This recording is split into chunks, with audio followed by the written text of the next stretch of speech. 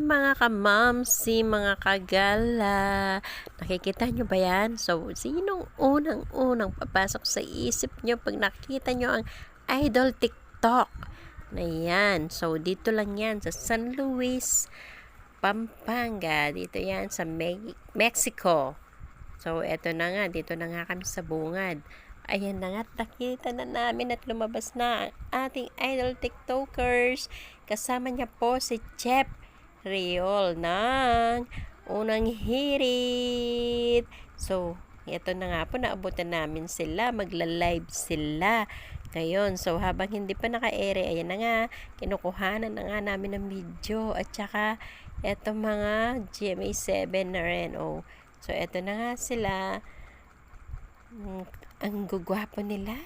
Wala akong masabi. Natameme yata ako, mga moms, mga kagala. Ang gwapo niya rin sa personal. Lalo na si Chef. Nako! Unang tingin pa lang. Tinamaan na yata ako. Joke lang. Baka may magalit. Ganyan talaga pag iniidolo mo isang tao. So, ayan na nga mga mamsi. Napakagwapo niya. Napakabait niya rin. May-entertain sila sa tao. So, yan. Nasa unang hirit sila. Ito na, pinapanood namin habang umi-ere sila, ano? Ayan na nga, ereng-ere na sila. So, eto na nga, marami kami dito mga mamsi. Kasama ko nga pala ang aming samahan sa dialysis patient. So, isang sasakyan nga pala kami, nagpunta kami dito, nagbabaka sakali, baka mamaya may grasya. So, yun na nga, pagdating namin dito, maya-maya lang ng konti, nakita na namin si Idol. Biglang bumulaga sa harap namin. Naku mga mamsi, ganun pala siya. Biglang lilitaw at lulubog. Ayan na nga, naka-ere na sila. Nag-hi na sila sa ating live sa unang hirit. Kaninang umaga yan, mga mamsi. Hello, hello tayo. Ayan, nag-hello sila sa kanilang live. Yan na nga mga mamsi, di ba? Hello, hello. Pati nga kami nakikipag-hello, hello. Ay nako mga mamsi, mga kagala. Ayan na nga. Iba rin pala talaga, no? Kapag nakita mo mga idol mo. Ito nga palang kubo na to. Farm niya rin to. Yan, dyan ko nakita na kumain si Jose Manalo. Tsaka yung kanyang staff. Ayun na nga, oh. Ang ganda, ang lawak. Nandun pa sila, kumakain pa sila doon. So, eto nga yung iba. Itutur ko kayo. Ayan, ang ganda-ganda. Ang lawak talaga. Yung mga tao, sobrang dami. Talaga yung iba, may nagbabaon. Yung iba talaga, pag nauna ka doon sa mesang nasa harap, talagang pakakainin ka. Tilapia, piniritong tilapia, okra, tabilo, yun, tsaka talong. Ayun, sa Kapampangan, balasenas, okra, buro, o yan, kabalen. So, banda ka rin. Yan, yung tutumbukaning camera ko ngayon ka rin niya yung kusina ng Sir Idol. So, minuna ka kareta lamesa makabungod ka rin, alas 5 pa. Dapat makapila ka na doon para ikaw yung unang pagsisilbihan na pakainin. So, ito nga pala ang kanyang fake account at saka yung talagang original account niya, mga mamsi. Ayan. Ayan yung official page niya. Ayan yung fake niyang account yan. Papakita ko lang sa inyo para talagang aware kayo na hindi siya yan. Ito siya. Ito ang kanyang official fan page. Mr. Romeo Katakutan. So, napakalawak mga mamsi, no? Talagang hindi nyo agad-agad maiikutan dahil sa sobrang lawak at laki.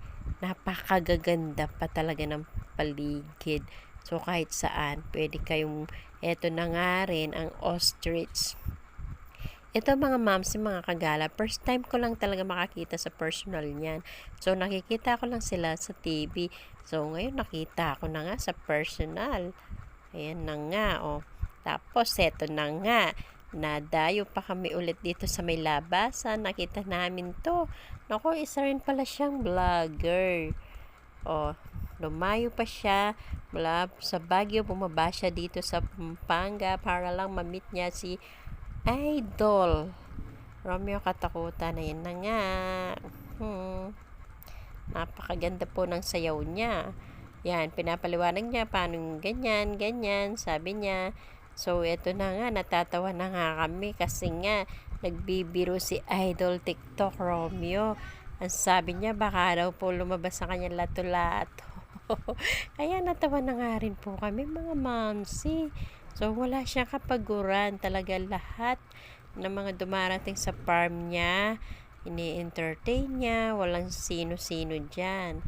So, ito lang yung maganda sa kanya. Talagang entertain niya yung mga bisita niyang dumarating, mga vlogger, mga YouTuber. Ayan. Dito mga yan, mga TikTokers. So, lahat yan. Kanina, narinig namin, mga vlogger din sila. Nagpa-vlog din sila. Ayan. Ito nga kami, naghihintay, mga kasama ko. Naku, marites talaga yung mga yan. Yan na nga siya, mga momsi, o, diba? O, diba? Entertain niya yung mga tao. So, ayan na nga. Pinapollow niya yung page niya kasi nga, TikTokers din daw siya, YouTuber, vlogger, yun na nga. Tapos, pinalo niya. O, yun. So, nanggaling pa sila na talaga ng Baguio para lang makita si Idol TikTok dito. Girlfriend niya nga pala yan, yung nag-shoot sa kanila. So, andyan na yung biroan. Nako, mga mamsi, mapagbiro rin pala si Idol. Tsaka pagkaharap mo siya, mga mamsi, hindi siya mag-aalangan na makipagkwentuhan sa inyo. Kaya, sino ba naman talaga na sikat na TikTokers na na hindi mo gustong makita, 'di ba? Natural, gustong-gusto mo 'yan makita, lalo na sikat. Tapos dinaray pa ng mga tao, mabait pa. 'Yun lang. Mga ibang walang ganyan. Parang kung sino na umangat lang. Hay nako. Minsan nga, ayoko na lang banggitin. Basta kung sino na lang yung pinakamabait na mga TikTokers dyan at mga vlogger, yan lagi ipapalo ko at ibibis at isi-share ko yan ang isi-share. Ipagmamalaki ko yan. So, ayan na nga tayo mga ma'am. Si Nanay Elvira, nagpa-pictures na. Nagpa-pictures na aking mga kasamahan, mga marites. Kasi po, igorota rin si nanay. So, kabaryo niya yun, kababayan niya. So, ayan, nag-picture nga po kami. Ako rin, may picture dyan sa kanya. Vlogger po daw yan. So, nakalimutan ko lang yung name niya kasi para gusto ko siyang, i-follow din at i-views.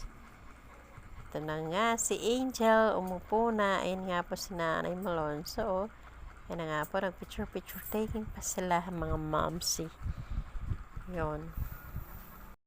Pala mga momsi, i-follow nyo rin po ako at mag-subscribe na rin po kayo sa aking YouTube channel. So, maraming salamat po.